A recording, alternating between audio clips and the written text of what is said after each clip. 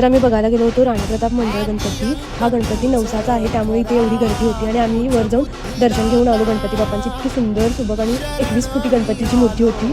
नंतर बघितलं S T सरकार यांच्या गणपती बाप्पांना, इतकी सुंदर गणपतीची मूर्ती होती ना, की म्हणजे रूप त्यांचं बघून असं मनच एकदम काय होतं काय सांगतात येत नाही शब्दामध्ये ते. नंतर पाहायला गेलो आम्ही सावकार राजा मंडळाच्या गणपती बाप्पांना आणि त्यानंतर जी सगळ्यात आवडलेली मूर्ती म्हणजे अवधूत आखाडा.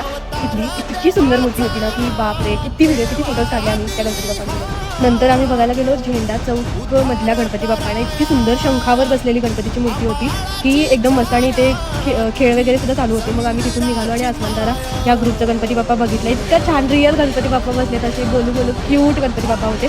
आणि मग नंतर हा गणपती बाप्पा आहे नवरत्न टायगर या ग्रुपचा. इतकं सुंदर मूर्ती होती, सगळ्याच मूर्ती इतकी सुंदर होती ना. नंतर आम्ही तिथेच जवळच आहे ढोरवेस तालीम मंडळ, त्यानंतर आम्ही गेलो होतो एक घरगुती माळी परिवार म्हणून आहे, त्यांनी घरात डेकोरेशन केलं होतं.